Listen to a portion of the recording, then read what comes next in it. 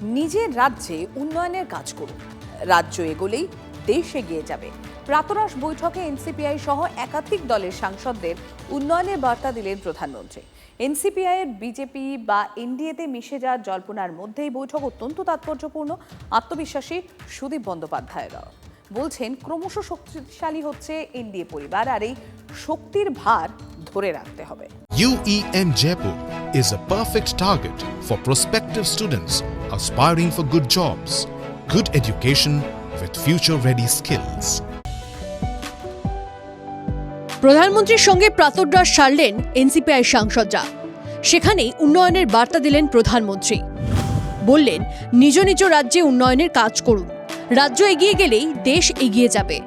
শুক্রবার সকালে প্রধানমন্ত্রীর বাসভবনে প্রাতরাশ বৈঠক বসে।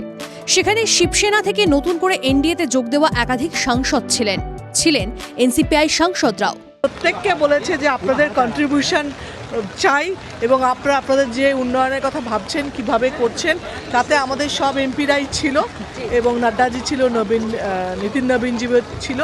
খুব ভালো মিটিং। এখন একটা বৃষ্টি সামনে দিয়েছে, জিভ দিয়ে জল পড়ছে, এই আর কি বলা যেতে পারে। প্রধানমন্ত্রী ব্রেকফাস্ট খাইয়েছেন, এই আনন্দ আর ওরা কোথায় রাখবেন আমি জানি না। প্রধানমন্ত্রীর সঙ্গে বৈঠকে বাংলার এনসিপিআই সাংসদরা, আর সেখানেই মোদির নজরে লুক ইস্ট নীতি। মূলত আজকে বললেন যে কলকাতা, ভুবনেশ্বর এবং গুয়াহাটি এদিক থেকে কত শ্রমিকরা ভারতবর্ষের বিভিন্ন প্রান্তে যায়, ওয়েস্টার্ন এলাকা এর জন্য ডেভেলপ করে যাচ্ছে, কিন্তু ইস্টার্ন জোনে সেই পরিমাণ ডেভেলপমেন্ট হচ্ছে না।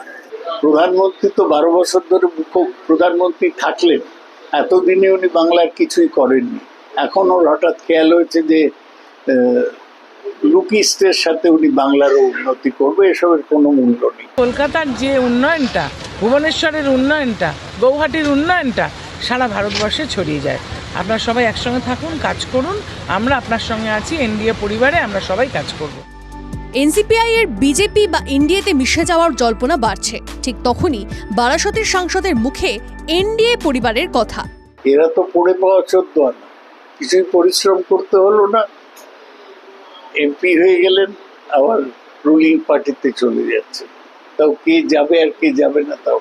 এনডিএ একটা পরিবারের মতো আমাদের, এটা ক্রমশ শক্তিশালী হচ্ছে, এই শক্তির ভারটাকে ধরে রাখতে হবে।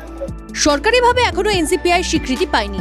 ইতিমধ্যেই তৃণমূল ত্যাগীদের সাংসদ পদ খারিজের দাবি জানিয়ে স্পিকারের কাছে দরবার করেছে কালীঘাট তৃণমূল। আর শুক্রবার প্রধানমন্ত্রীর সঙ্গে বৈঠকের পর ইঙ্গিতপূর্ণ মন্তব্য সুদীপ বন্দ্যোপাধ্যায়ের। বলছেন, এনডিএর শক্তির ভার ধরে রাখতে হবে। কালীঘাট সেই বার্তা শুনতে পেল কি? Bureau report, TV9 Bangla.